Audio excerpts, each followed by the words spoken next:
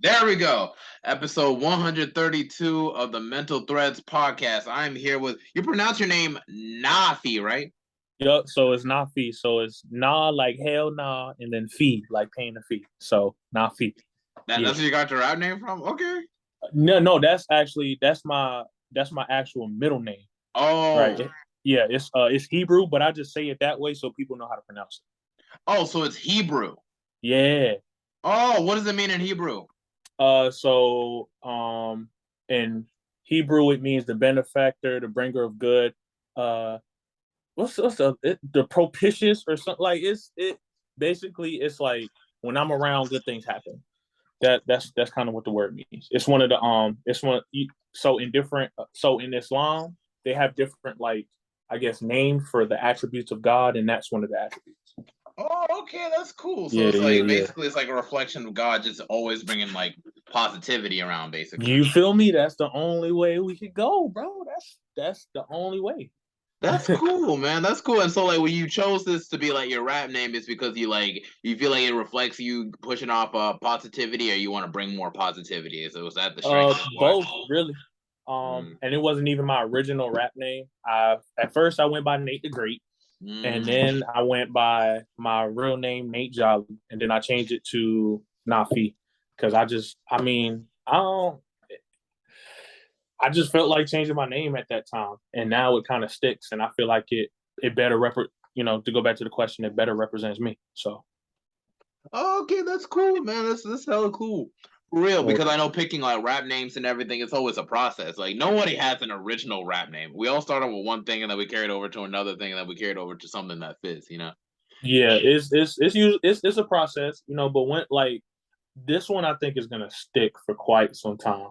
You know what I mean? So it has a lot of significance for me now. You know what I'm saying? My dad was the one who gave me that middle name. So on top of what it means, you know what I'm saying? So I think I'm gonna stick with it. Okay, would you say you come from a highly like religious family or whatnot, or is it just like it's just something that they just thought to name you? It not religious per se. So my my granddad on my dad's side, he was Muslim. And I actually have a copy of his original Quran with me. But we didn't really like I didn't grow up too religious with like my parents were together.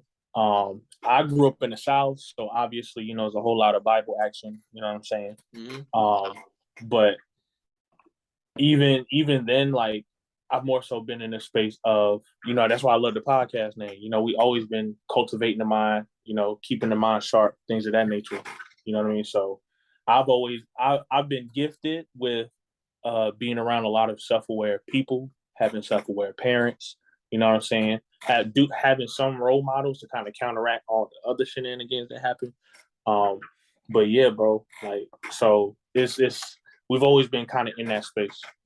Okay, that's cool. Yeah, so I Yeah. like how you're digging like so you dig the whole mental threads theme and everything and the logo and everything. Yeah, bro. Because another one of my homeboys, his name is Kato. Mm. He started something called the 47 Club, and he always says like, "Stay dangerous. A sharp mind is everything."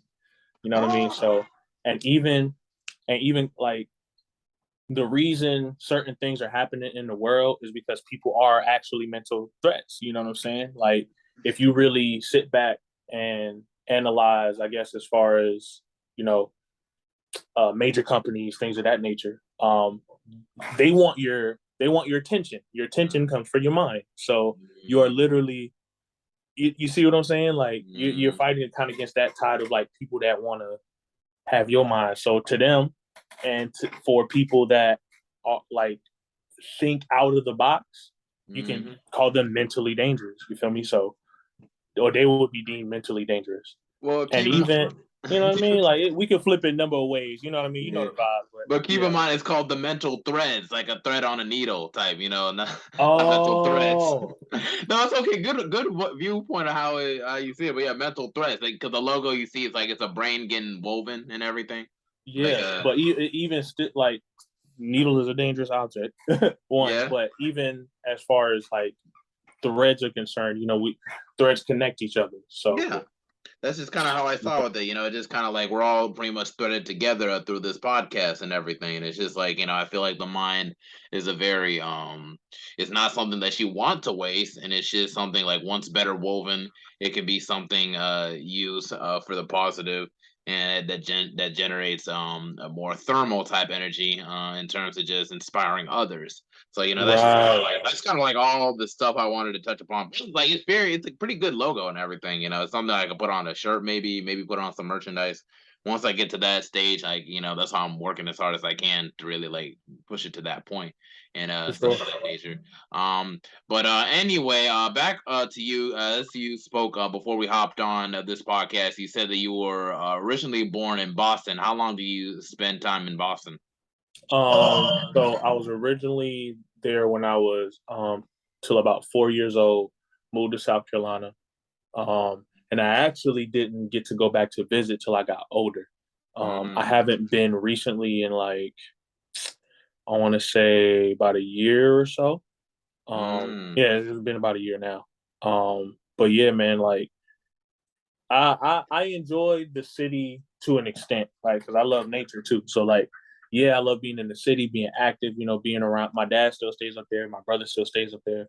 I like being in that area, but hey, I like touching some grass every now and then. Every now and again, So, I enjoy the area definitely.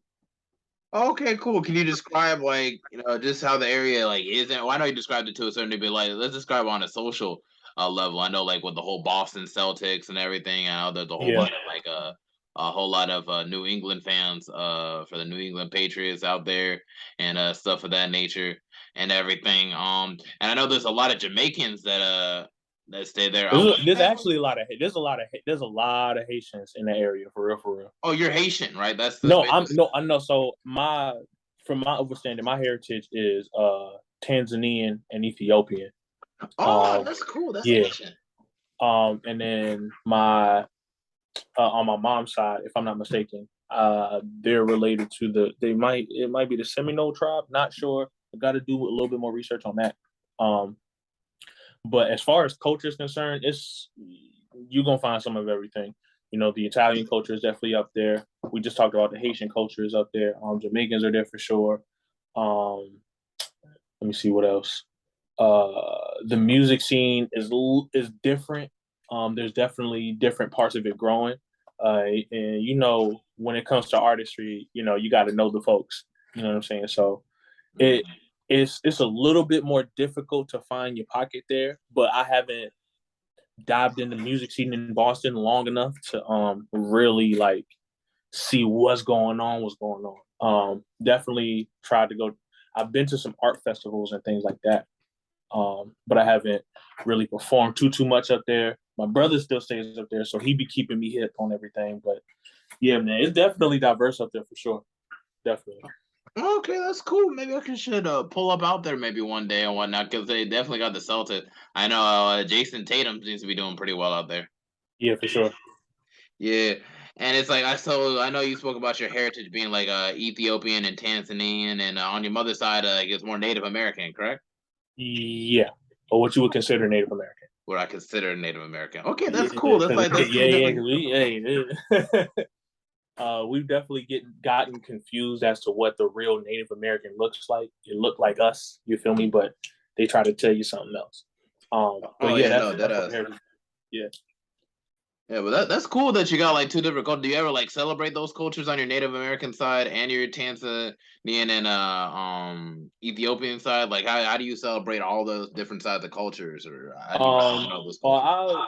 I've been learning that like a lot of them really are kind of the same in a lot of ways. I'm not one that just studies one particular culture, so of course I study mine, understand the history of things and all of that. But I like to look at other cultures as well, and you'd be surprised how similar some of them are. So really, for me, it's really about principle. It's really about understanding or overstanding, like just not necessarily the practices per se. I honor all practices. Do whatever you do that works for you. But the key thing is always just the principle. What is that thing actually teaching you? Like, how can you apply it in your life? Like how does it make you think? How does it make you feel? Type thing. It's a principle for me is everything. And then I'm always learning about different practices or learning new practices concerning those cultures or any other ones. So it's I'm not gonna sit here and say I'm an expert or like nothing like that, but I'm always definitely in the space of learning. Okay. Is there anything that you learn more about the Seminole tribe and everything, and anything about their culture that sticks out to you or that you vibe with a lot? Let me see. There was an invention that the Seminole are responsible for, and I cannot remember it off the top of my head, and I don't want to Google it. And I think it's related to, I think someone in the Seminole tribe. I know we created the cotton gin, but I think that the Seminole had an earlier version of it before it got, quote unquote, popularized or what have you. And then really it's just like, what always interests me is like when you look at some of these tribes, or even when you look at how they dress, like you can see certain patterns within our people, and you can kind of see like how, like I'll look at some of the Seminole tribe pictures, and they look kind of like, they literally look almost like some of my family members. So I was like, like stuff like that is always interesting to me. Of course, the dress, right? You can definitely see the quote unquote Native American aspect of it, but it's not too far off from like what you would see in other places during that particular time. So like, as far as like having feathers and things of that nature, the colors, like those types of things. Mm-hmm. And it seemed that the Seminoles weren't no slouch either. I mean, I know that like they're fighting against the Americans a lot, actually, especially in the Florida area. They weren't taking shit from nobody. Like what? Take whose land, dude? And in traditional history, they say like the Seminole made like a pact or whatever, but it's more so like they kind of just kept swinging until they couldn't swing no more type vibe. So at least to my knowledge. Well, it's good to know that they still went out fighting. Like not too many people like. I mean, facing like America at that time and what they had and everything from the slave ships and all this other stuff. It's like, America was like even like great in the British and everything, but they were like just built different at that time. Where it's just like they're just, instead of using their inventions to improve the world, they used it to just straight up just ruin so many parts of it. You know what I'm saying? So just how they even tried to fight that, that's kind of like how Tom Cruise and that woman was fighting like in a War of the Worlds. You know what I mean? And I always attribute it to that because it's like just for the inventions and the technology advancements that they were fighting against and everything. Except like it was kind of opposite with like how like in this case, in the history case, a lot of like the British were bringing like smallpox to like poison the Indians, so it was like a warfare on that end, the biological warfare on that end, and how like in War of the Worlds, it's like the aliens got sick from all the bacteria that we had. So it's just it's crazy, weird dynamics, ain't it? Yeah, I mean it's definitely like, well, when it comes to their inventions, it's kind of, or the inventions used, it's the same concepts that have always been around. It's because, like you said, they kind of use them for violence.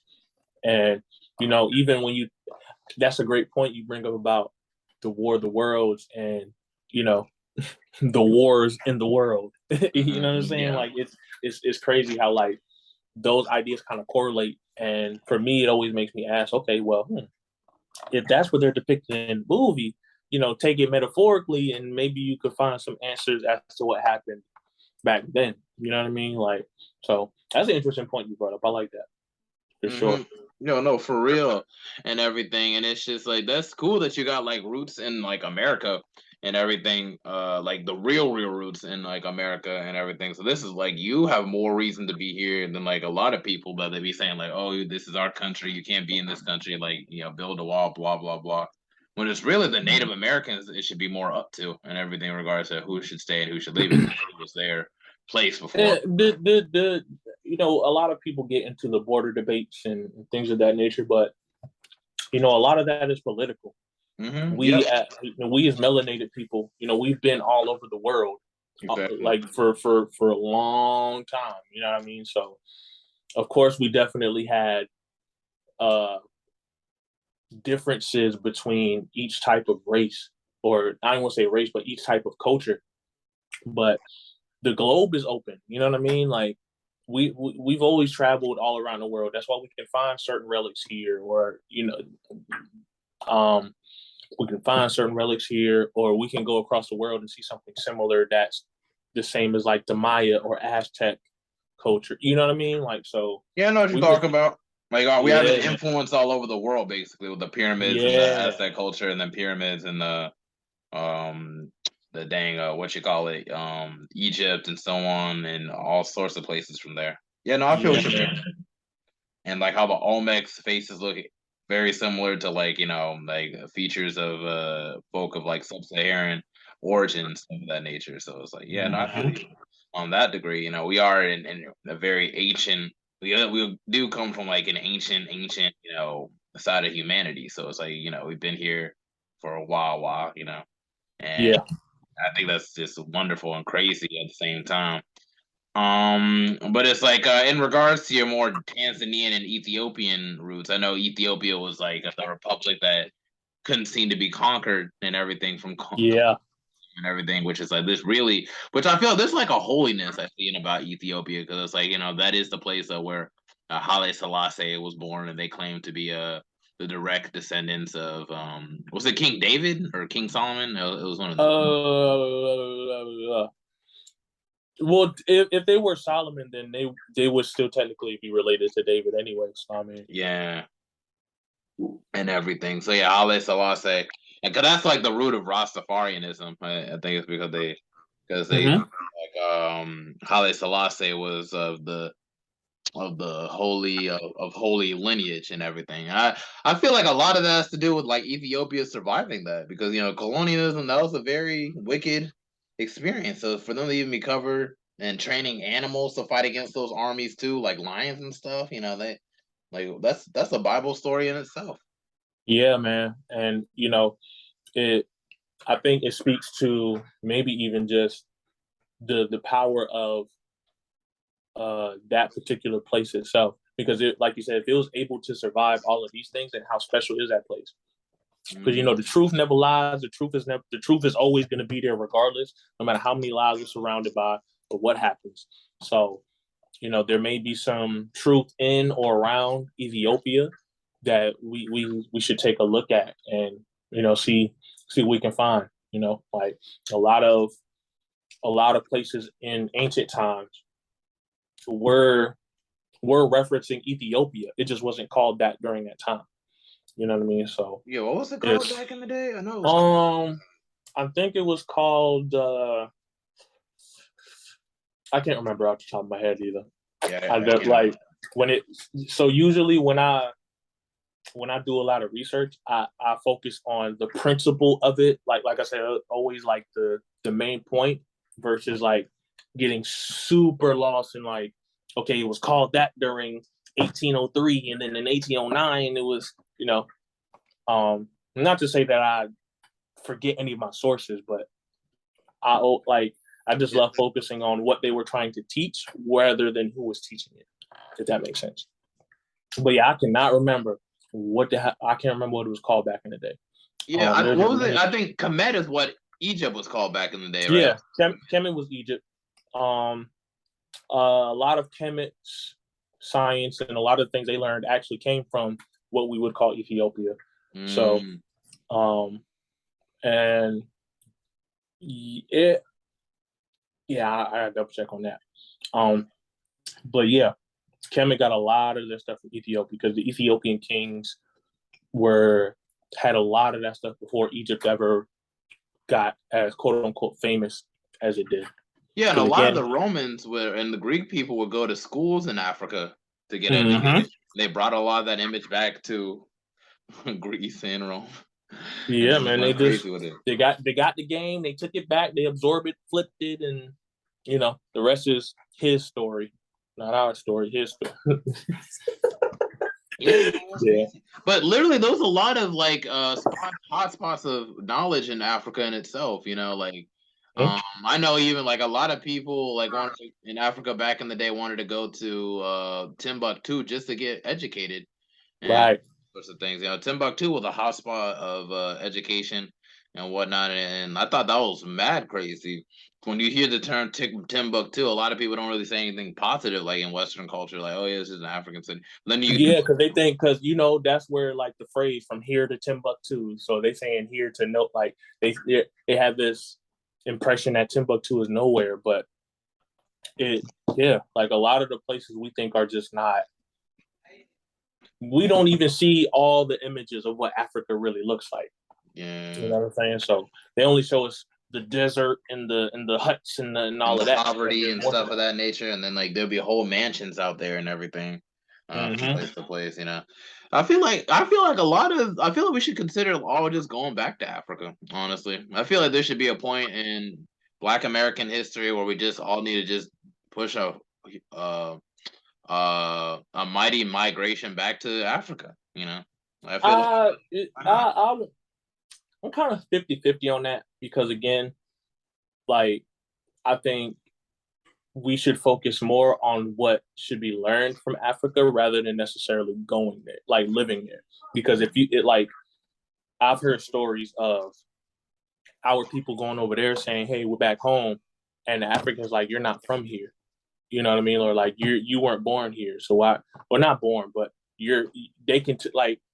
I don't know what it is because I haven't been yet, but they just like have this thing where they say, "Okay, you're melanated, but you're not Us. African." Like, you know what I'm saying? So that that begs us to explore this land because we got to remember too, like all these lands was connected at one point. Mm-hmm. So even though we like, so the east coast of the United States lines up with the west coast, the west coast of Africa. So they were all one land at one point. I don't know if you're familiar with Queen Khalifa. Oh. She's actually the Khalifa is the reason why California has its name. And Mm-hmm. she was actually sent from Africa to these lands, and she had her own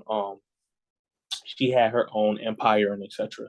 You know what I'm Mm-hmm. saying? So you know, then again, when we talk about the Native American tribes or what they deem to call Native American or the original people that were, because I don't want to get too deep into like the slavery part of it, but it's kind of like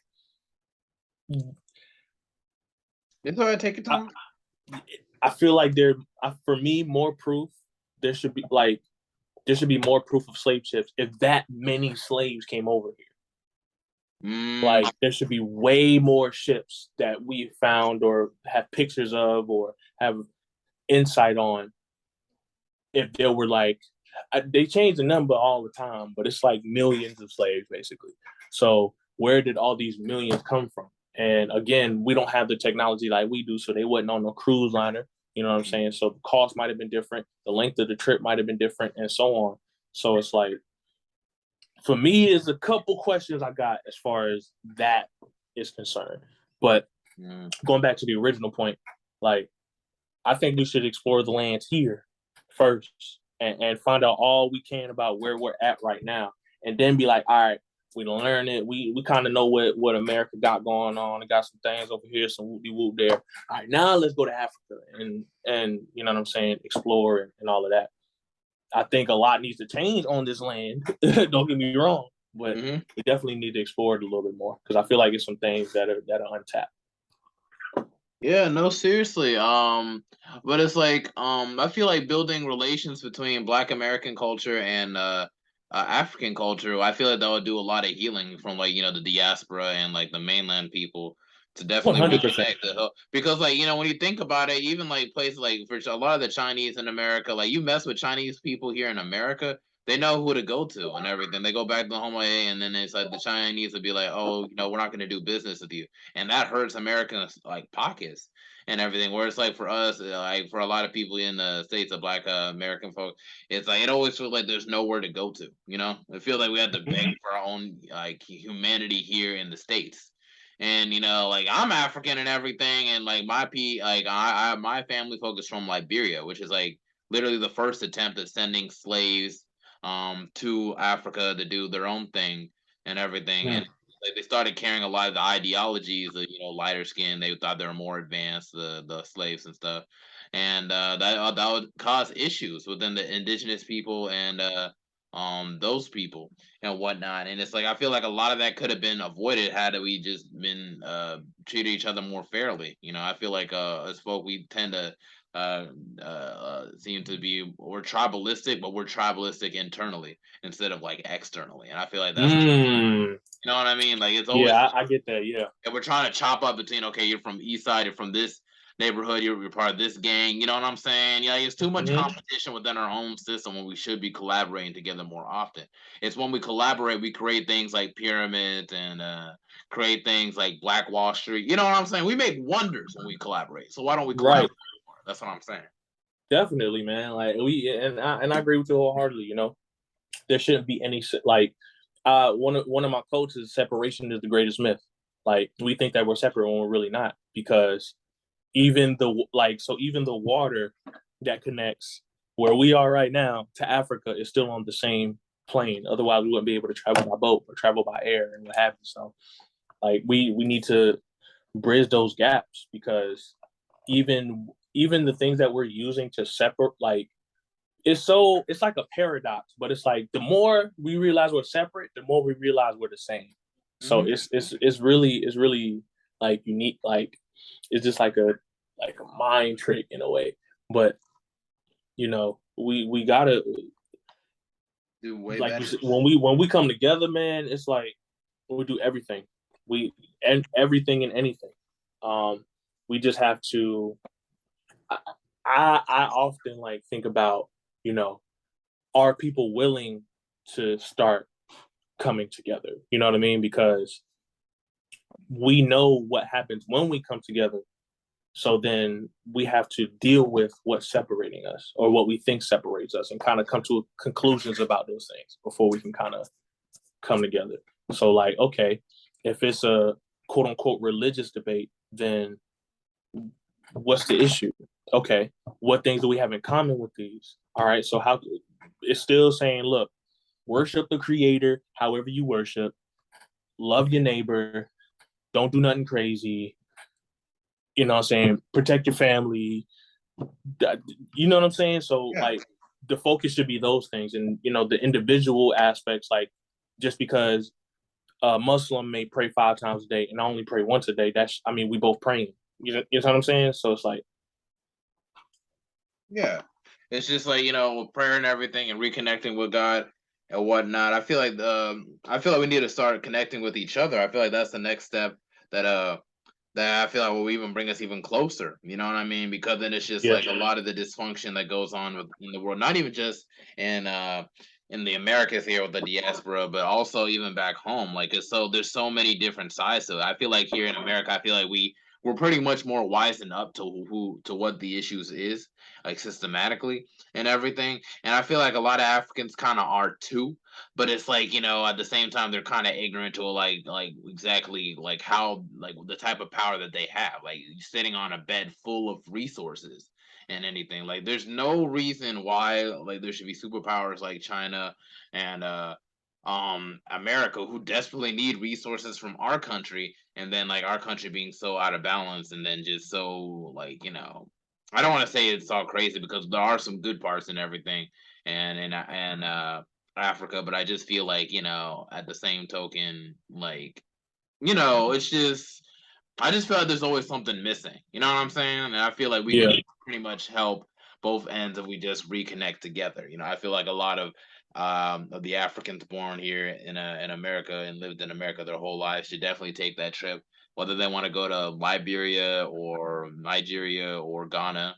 Ghana being probably the best option because they actually would offer citizenship to Black Americans. Opposed to other countries, which is wild. I don't know why Liberia doesn't do the same because like that's a country founded by Black Americans. But it's like I feel like that would really help, like really not only just build relations but kind of heal on both ends. Like if they really saw like the kind of troubles a lot of us are kind of facing here in America, I feel like a lot of us would take better steps to uplift our people as opposed to keep us stagnant and hold us back. Yeah, I 100% agree with that, man. Like, regardless of what the differences are, that like we're still on the same planet. So there either has to be some kind of reconciliation or some sort of respect and honor for what other people are going through in order for us to kind of build collectively. Like, so yeah, I'm with you on that for sure. Oh yeah, most definitely. No, seriously. And have you been to Tanzania or Ethiopia, or do you Man, plan on I going? have not, yo. I am like that's one of the places that's on my butt. Like I have a whole list of places that I want to go. Um, once I get my passport, and that's Tanzania, Ethiopia, Egypt for sure is on there. Yep. Kenya's on there. Ghana, of course. Too easy not to go to Ghana. What else? You should pass by Liberia sometime. Yeah, for sure. Yeah, I mean, I don't see why not. I mean, You know what I their mean? main language is English, so it's like Okay, word. Yeah, so yeah, it's yeah, like you yeah, ain't yeah. gotta Most learn definitely. no separate language or nothing. Yeah, that's what's up. Okay. Yeah, I'll check it out for sure. Definitely something to consider because it's just like like a lot of the American influence kind of fell onto Liberia to a certain degree, because it was found by U.S. slaves and a lot of them were stationed in Virginia and everything. So a lot of the architecture is very much similar to that of Virginian architecture of that time. So you Okay. see a lot of Wow. houses that are kind of built like not like plantation houses, but look kind of similar. So that's Okay. just how capable they were back in those times. And also, like, it was because of Black Americans we got cornbread in Liberia. Like I Yeah. thought Hey, cornbread was like look, man. Don't talk me my cornbread, man. I got a homeboy. He made a song called Jiffy, and it wasn't about it was a play on cornbread and then like a female, but yeah. Nah, I love cornbread. Dog. I ain't gonna lie to you. yeah, no, seriously, I'm just saying they got cornbread down there, man. They got a whole lot of good foods and everything. I don't Man, know what. see, if they you telling me I can find soul food in Africa? That what you telling me right now? I mean, African food is soul food. It's just I, soul food with a different flavor. you know what I mean, man. American, specifically American influence soul food. Honestly, all I know for sure is they got. I know like collard greens is one thing, obviously, but it's cooked differently. They just cook it differently, but they definitely got the cornbread for sure. Okay. That's one of the main. That's why I was like, when I heard that they got cornbread here in America and Black Americans make cornbread, I'm like, oh, I thought that was like an African thing. I didn't think it was like a all over the place thing. But it's like they brought it here, so it's just like I'm just saying it's not impossible for us to connect on more things. Yeah, for sure. Yeah, no, not at, no. I don't. I never would say it's impossible. Nothing's really impossible. Like, we just got to find them common threads and take the time to like really. It like I said, it's about that. It's about that understanding and about respect. Because if you can go and say, yo, you like cornbread? I like cornbread. Sure, let's. You know what I'm saying? Like Yeah, no, it sure. only take one. Yeah, no, seriously. I feel like one of the main reasons I feel like one of the main things I feel like it kind of helps in the media is for instance, the Black Panther movie, like I know the new Black Panther movie came out of Wakanda Forever and everything. It's just like showing that presentation on the first guy. I feel like that kind of makes a lot of Black Americans make more interested in regards to that circle and whatnot. Gotta check it out. Have you checked out the new Black Panther movie? I haven't, man. You need Honestly. to. I feel like it could be a tearjerker. I didn't really cry for this one, but I feel like I was very sad throughout because like, man, Chadwick Boseman really isn't going to be playing the Black Panther anymore. Like, damn. Like, Yeah. I was really looking forward to T'Challa versus Namor, but it's all right. But anyway, hold on 1 second. Mhm. All right, cool. The second half of it. All right. So yeah, we were speaking about a whole lot about things in regards to like reconnecting with roots in Africa. I know you say you want to go to Tanzania and Egypt and stuff of that nature. I know you want to touch on Ghana and Nigeria also, right? Mm-hmm. Bro, man. If I could, I would take like my goal is to at least I want to travel the world, man. I want to go to everywhere at least once, like if possible, And I mean, not just go there and look at the monument. Oh, look at the. No, I want to be where the people that live this day to day and really like. I want to go to these places and have an authentic experience, not just some tourist attraction type Nah, I want to go like, okay, what's the hot spot on the other side of town and nobody know about that? That's how I want to get it in. So Yeah, no, I feel that for sure, man. It's just Africa's definitely the place I want to definitely visit for sure. I definitely got a whole lot of family in Liberia and everything. Like, so I definitely want to touch base with my folks back in Liberia once I get my passport. I'm hoping to get my passport in December. That's definitely on the bucket list. Now that I got this new job and everything, I definitely want to knock that definitely out the bucket list before the end of this year.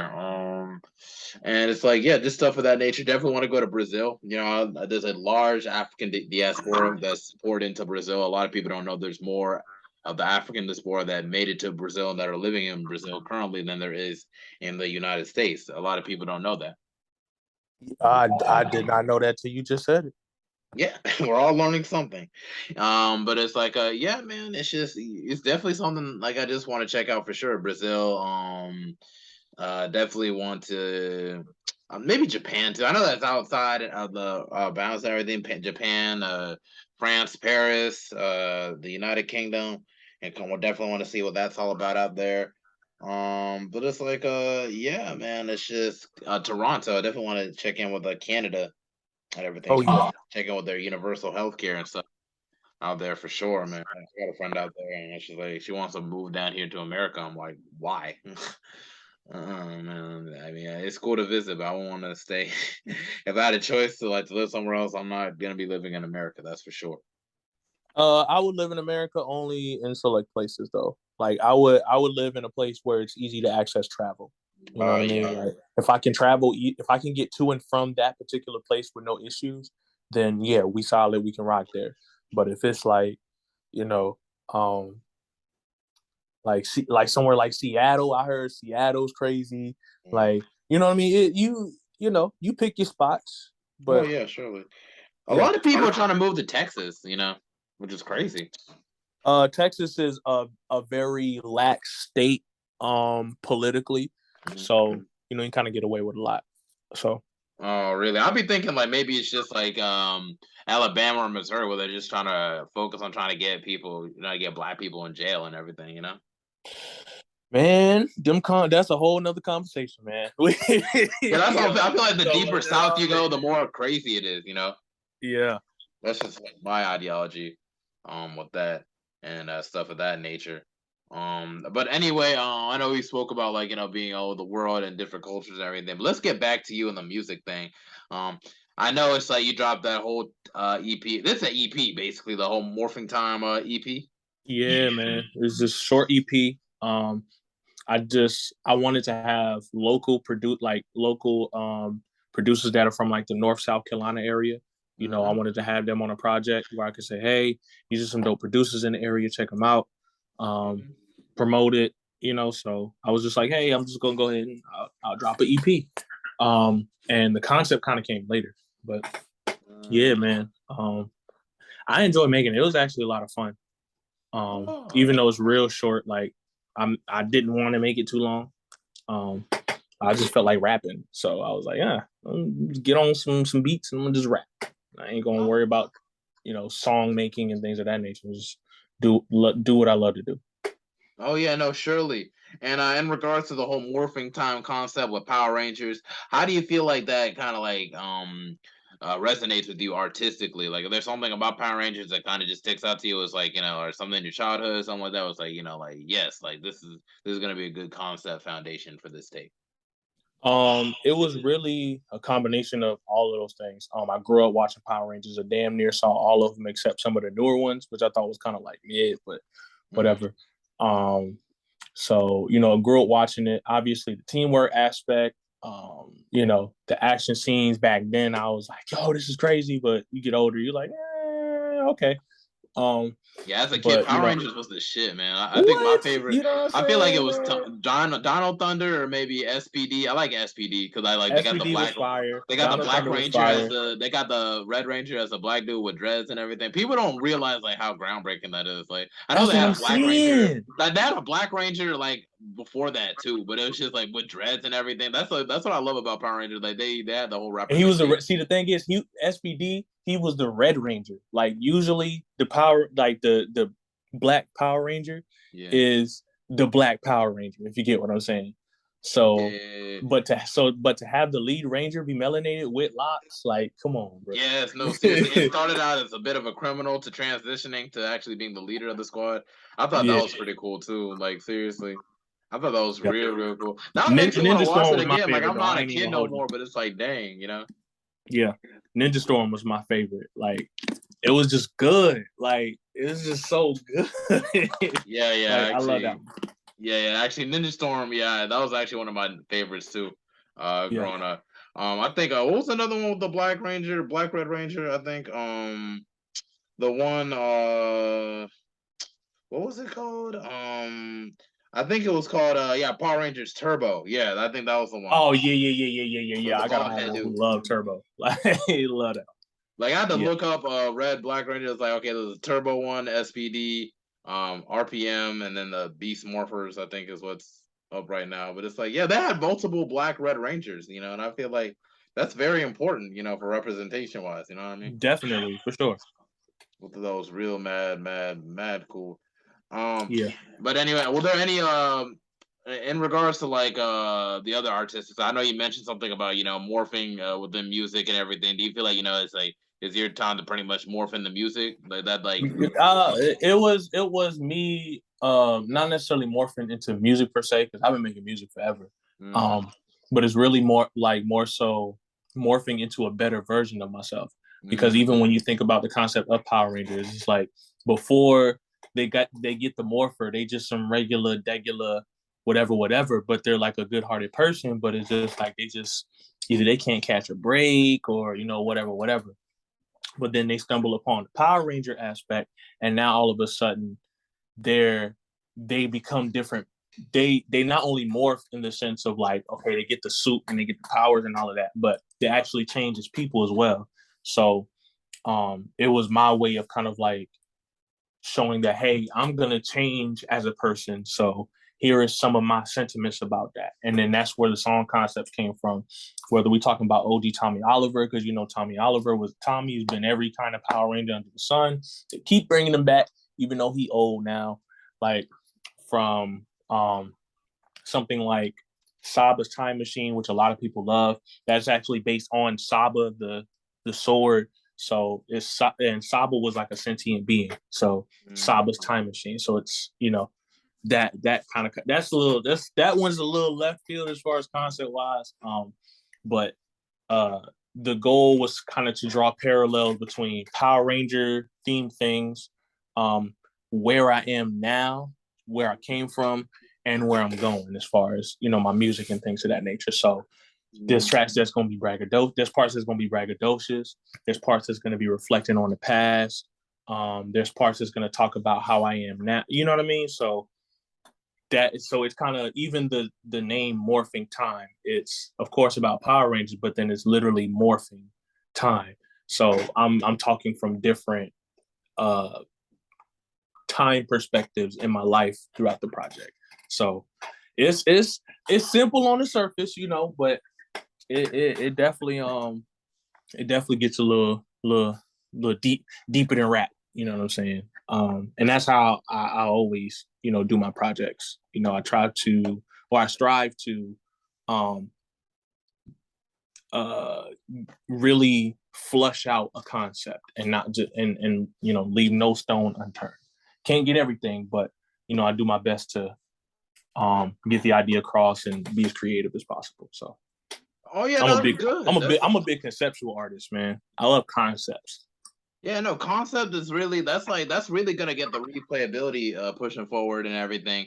Because it's like, like to dedicate a whole EP to like Power Rangers is like, it's kind of unheard of. It's like, not many grown folks really jump back into Power Rangers. Like, the first idea I had like with Power Rangers being like in my music was like, I thought I saw the song Tommy Oliver. And I'm like, dang, I wanted to make a song called Tommy Oliver. And I was like, man, like, oh my gosh, like just somebody already beat me to the punch and stuff of that nature. It's just, I was still trying to figure out what the concept would be, how it would sound, because I listen to different beats, like maybe different hooks and stuff, Latin nature. Like Tommy is such like an iconic character with that franchise. So it's just like, you want to be like just as iconic in that sense to rap and hip hop as a whole. You know, when people think Yeah, and that was exactly where the concept of OG yeah. Thomas Oliver came from, was to be like, okay, however Tommy is in Power Rangers, that's me.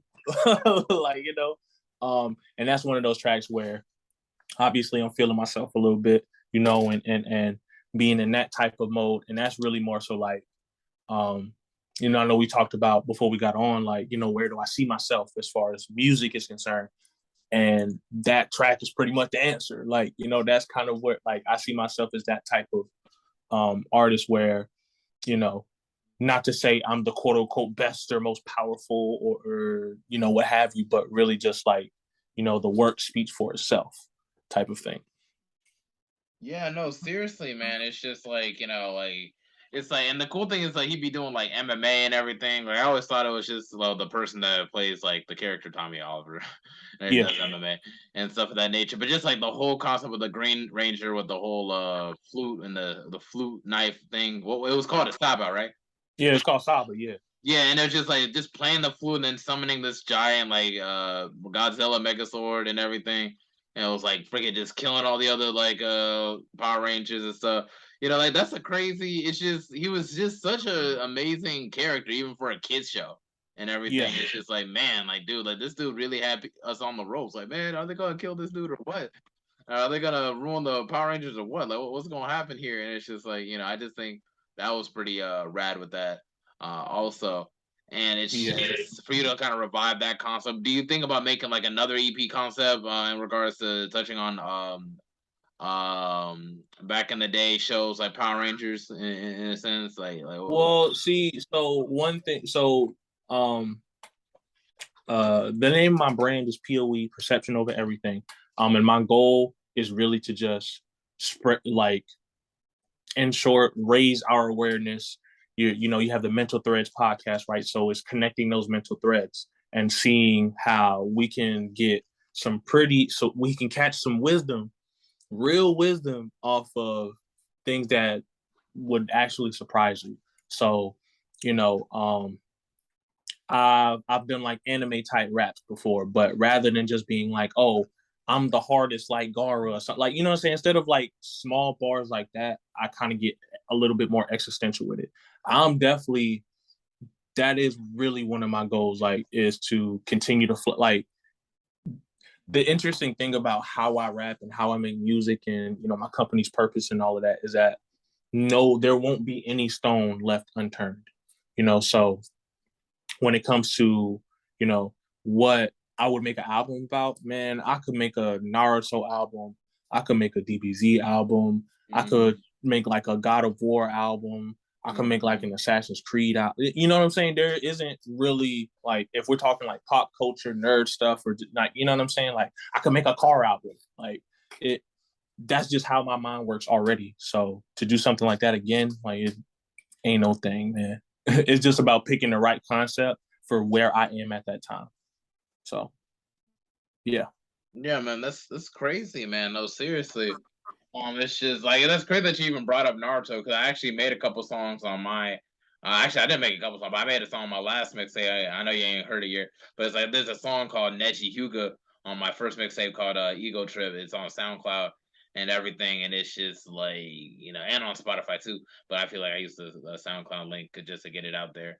And Sure. everything, and it's just like you know, yeah, it's just like concept albums, like concept songs and everything. It's just like you focus on that character. So like on my song, Neji Hyuga, like it's like I realize that it's just like Neji has that Byakugan, which like he uses to pretty much see at a 360-degree angle, and you know like he has the whole Byakugan rotation moves and the 64 palms techniques and everything. I feel like it's just there's so many like different dimensions to like where you can like use that like conceptually in a rap song. In my case, like I use a Byakugan in the sense of oh I can see all y'all fake niggas all y'all niggas like I don't keep no fake niggas around me and whatnot. Like you're out of my Yeah, yeah, no, that's hard. Yeah, because and it's just yeah, like you know, but yeah, then it's like you know the 64 palms and like it's like you know this is all techniques that I'm learning. This is like something I've been stuck with for like a while. You know what I'm saying? So you can't really your techniques ain't nothing to me. And it's just taking it from there. It's just like there's so many different aspects and everything. Like that song in particular is like I spoke about it with my cousin. Like that was one of his favorite songs because like he likes anime too. So it's just like for him to just kind of connect with that song and like knowing that he really like supports that song that I wrote and knowing that it's just that he can like really not relate to the character but just relate to it on a sense like okay I get all those references because it's just like I was making a whole lot of anime based references off that. And that's the beauty of like conceptual songs or concept albums and everything is that it gains a whole lot of of interest for people who are fans of that genre or whatever you're rapping about. And Exactly. it also gives people a whole lot of relativity to that too. So it's just like like I get what you mean on that scale and everything. Yeah.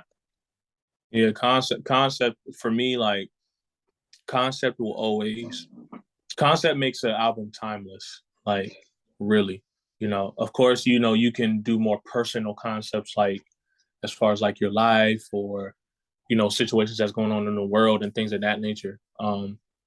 I just like to be a little bit more out of the box with it. So, man, like I'm gonna still talk about real life situations, but when we on track 5 and it's called Gallic Gun, you feel me? Like like like so, yeah, man. Oh yeah, that's cool. Do you plan on using any of your cultural not cultural influence, but you're gonna let any of your culture from Tanzania or Ethiopia or your Seminole cultural background influence your music in the future by any chance?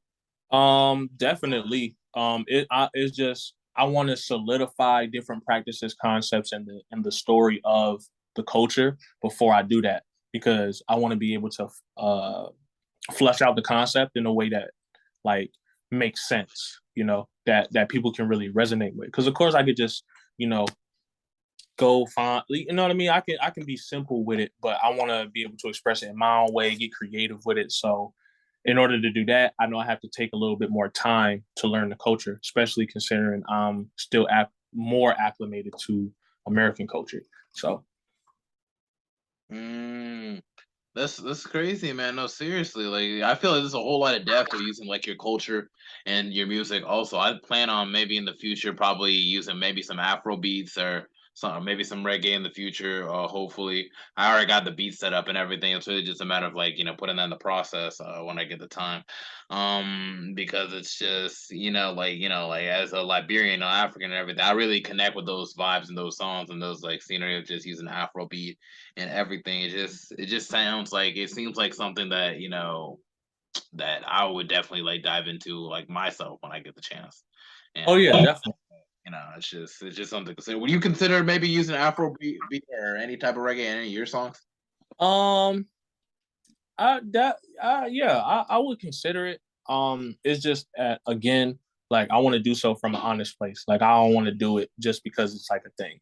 Like I want to be able to study where it came from, little things like that. Like so, because that's the like if you can, it's one thing to like express ideas because it's popular. It's another if you can do it and still pay respect to the culture, and that's huge. Like the last thing I want to do is make like an Afro beats like song or project, what have you, and have it not be received well by the culture it came from. You know what I'm saying? Oh yeah, no, Like, I feel so, that.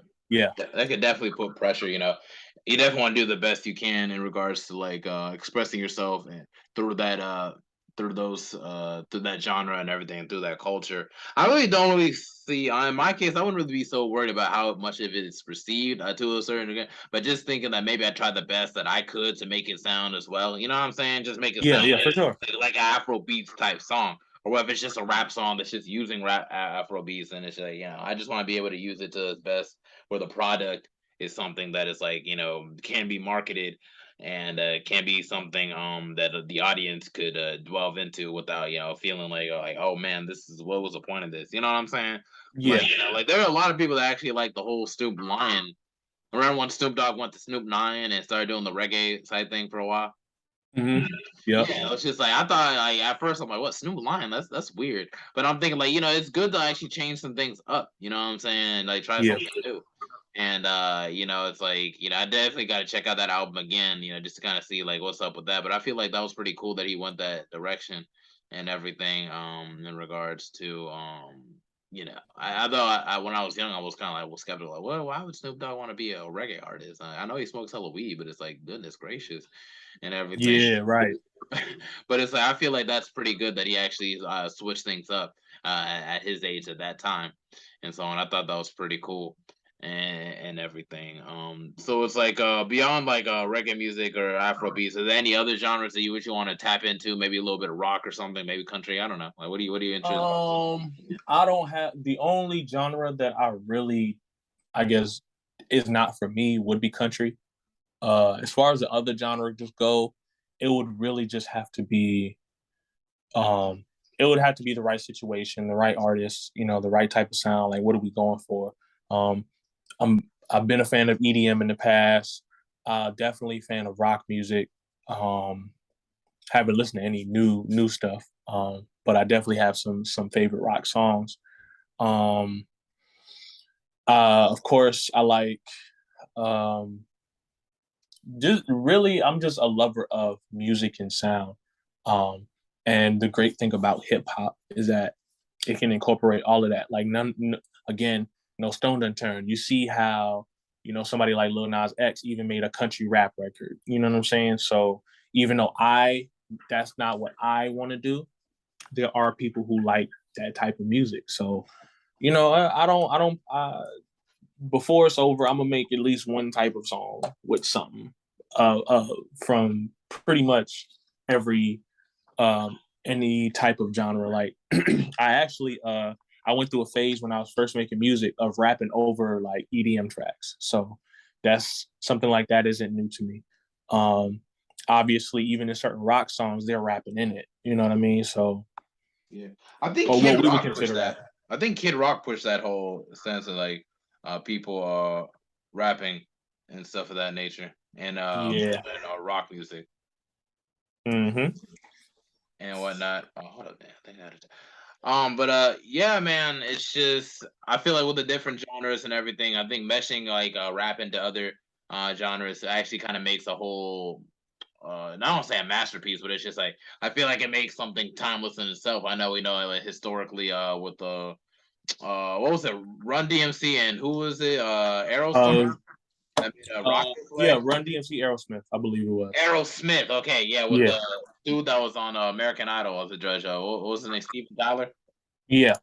Yeah, it's crazy. I don't even know those people names, but that just pops up in my head. But it's like, yeah, just stuff like rock this way and everything. I'm just like, just imagine how crazy it was back in those times and everything. Two different genres that are usually segregated and you don't really think would like work together and like they end up working together. I think that's kind of cool.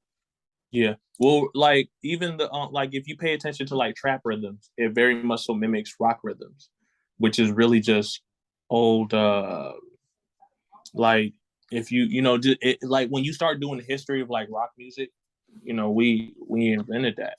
Like really. So, rock came about as an evolution from I think I want to say Jimi Hendrix. It might be someone before him, but if you look at somebody like Jimi Hendrix, who kind of like began to mold what the rock sound was. He became influential in that era, but even I think rock and roll came even before that. I think Yeah. You know what before I'm that, I'm saying? trying to really nitpick on the where it actually started, but it's like I could probably look it up real quick if we want to like let me look it up on my phone. Yeah, that's Musician that started like you rock. said, that he was just when it comes to influential in rock music, like I always think of Jimi Hendrix first. So yeah, man. Huh. Okay, I think rock and roll was actually bred between the church and the nightclubs and the soul of a black woman in the 1940s named Sister Rosetta Tharpe. Yeah, which is Okay. crazy, and she was there Yeah. before Elvis, Little Richard, and Johnny Cash, way before them. So it's just Hmm. it's just crazy. There's so many names, but I think that's the main originator was Sister Rosetta Tharpe in the 1940s. So it's like it's just crazy how influential we literally we literally switched up like so many different genres from rock, country music, the blues, jazz. and everything. You know, it's just like all these different types of genre. Even recently, like trap music. You know, what was trap music before? Like rap music, obviously, it's just a branch off of rap music, but it's just like it came into its own. You know, and hip Right. hop was the next thing and everything, or what's the next dance move and the next, genre. Do you feel like we might be stuck with hip hop for a couple decades? Do you ever feel like hip hop could ever just run its course? No. And the only reason I say that is because hip hop is one of the only genres where you can blend the rest of the genres. I Mm-hmm. don't know. I don't like you. Okay, so for example, like you've never heard a rock opera record. You know what I'm saying? It probably exists though. You've heard an opera with rock elements. You've heard a rock song with opera elements, but you feel me? Like they're always two separate. Where in hip hop, it's just hip hop. Like so, if I put an electric guitar and some violins on a trap beat, you're not gonna say that's opera trap. You're not gonna say it. It's just it's a hit. Like you feel me? So it's like it's one of those cultures where it blends everything. So I think it's here to stay because it's really just and for me it's an embodiment of just human culture. We talked earlier about coming together and uniting under our common interest, and hip hop has been one of the only cultures that does that because cultures all across the world are doing hip hop elements or doing hip hop related things, whether they dancing. Man, I seen some uh I can't remember their specific title, but Indian dancers that practice like a very traditional Indian dance. Yo, they threw on the Wayne joint, though where the love go 5 4 3 2 I let what like they were dancing to that song and was combining their traditional dance with like hip hop dances. So you know what I'm saying? Or, going to different places across the world and you meet people that's wearing baggy jeans, fitted to his backwards, and they graffiti writing. You know what I'm saying? Like, or, I just saw a Filipino rap battle. You know what I mean? So it's like there's it's really like hip hop is a global culture. I don't think it's going nowhere no time soon. Yeah, and it's such a revitalizer because they can use literally any type of sound. Like I literally just got hooked off a Timbaland and Magoo song called Indian Flute, and it was just using like Indian flute samples and like a sample of like a Indian girl like singing and everything, and like that's part of the hip hop song. Like it can take from culture from India, it can take from all types of cultures and everything. I think that is like the craziest part about it. Yeah. And everything like it can take like African elements, African Afro beats, or it can like sample from orchestra, like old songs from back in the day. So it's kind of like a revitalizer to that extent because it brings interest into like things that you would think were forgotten or just something that you just never even thought even existed. All through hip hop can put you on to other genres in that way. Real man, listen, yo. Like it's all it takes is one good sample. Mm-hmm. And then you got to get it cleared too. Yeah, that part, but if you mix it right, you know what I'm saying? I do not condone the stealing of intellectual property. Yeah, no, seriously. And it's just like, it's just when you look back at other songs and check out the samples they use and everything, it's just like it really ups your history on that. So it's like I feel like hip hop is like a restater of history too, like I said, with Revitalizer. Also it's kind of like it kind of helps with that. So I feel like that's what we might carry hip hop for like maybe like centuries. Do you feel like it lasts for centuries? I think so, man, because music itself is not going anywhere. So obviously, each people are going to have their own preference for what type of music they. But again, hip hop blends them elements. So it's like I feel like you could find the oldest old dude that only listen to classical music. I guarantee you, if the right producer like mixed, you know what I'm saying? That old dude will become a fan of that producer or that hip hop artist. Yeah, So no, seriously. I think it's going, man. I ain't going nowhere. Mm-hmm. No, seriously, man. I think that it's just I'm so happy to even like know that I got passions within hip hop. Like I can't imagine not being in this circle. Even if I'm Yeah, just trying to make it myself and everything, and I'm still trying to put out music myself, but just kind of being part of this genre as a whole. Like it's just like there's just so much, even though there's a whole lot of dysfunction here and there, it's also beauty in the matter. It's just like you can really take it anywhere. You can literally do. Yo, Lupe now teaches rap at MIT, fam. Like, you know what I'm saying? So it's like you got Ninth Wonder. He's a I believe he teaches African American studies. Yeah, I think he was a professor at my university, North Carolina. Yeah, you know what I'm saying? So think about, like, you feel me? Like, to be Big able Daddy to Kane was a teacher at North Carolina Central University at one point too. Mm-hmm. Big Daddy Kane and Play from Kid and Play. Yep. You know, KRS-One is giving numerous lectures at colleges. Like, you know what I'm saying? So even like there is no stuff again anywhere, dog.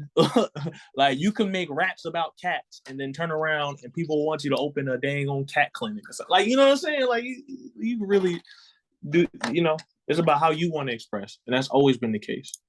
Always been the case. Yeah. But anyway, we pretty much jumped over like the hour mark. We pretty much carried this whole episode for like a while and everything. Now we got to come to a close. So just want to ask you a question. Where do you see yourself in 5 years? And then we're gonna go into a close for this. In 5 years, man, I think I see myself being one of the staples in the culture, man. Just helping lead the culture in a better direction. I'm not gonna be the only one doing this, right? I ain't saying I'm gonna be the man at the very, very, very top. But I'm definitely gonna be one of hip hop's bigger influences. Coach, at least culturally, you know what I'm saying?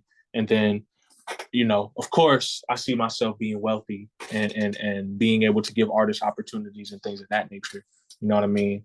So that's really why I see myself in 5 years, man. Is leading the culture, you know, making good money doing it, and you know, just really enjoying my life, and you know, good vibes. You know, we talked about that at the beginning.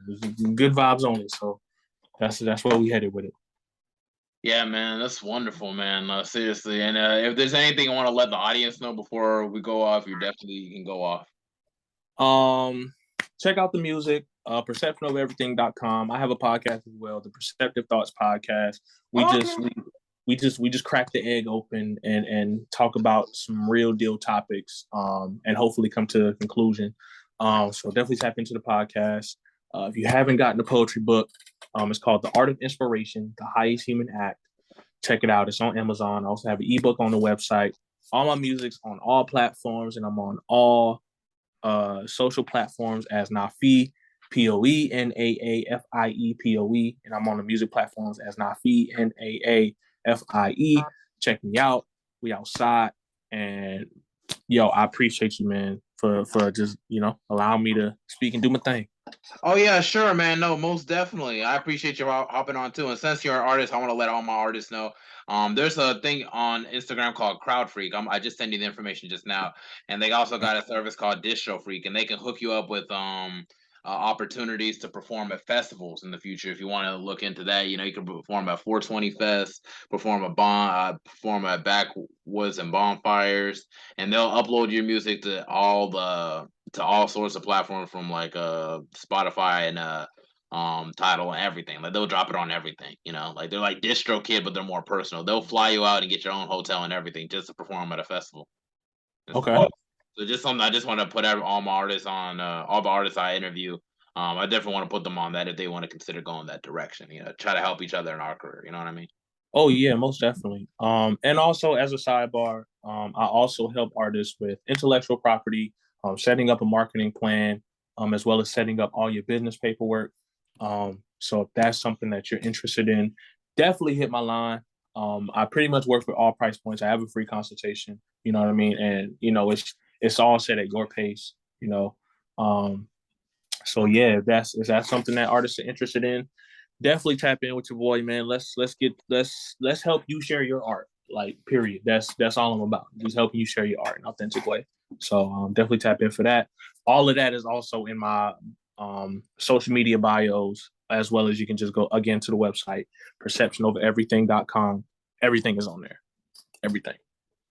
Wonderful, man. That's it for the Mental Threats Podcast, episode 132. 18 more till I reach my goal. Thank you for hopping on. We're signing in and then we're signing out. That's not, no, so what if and then sign. Damn, I'm messing on my own outro. Sewing in, now we're sewing out. Yeah, that's it. That's what it is. All right. Thank you very much.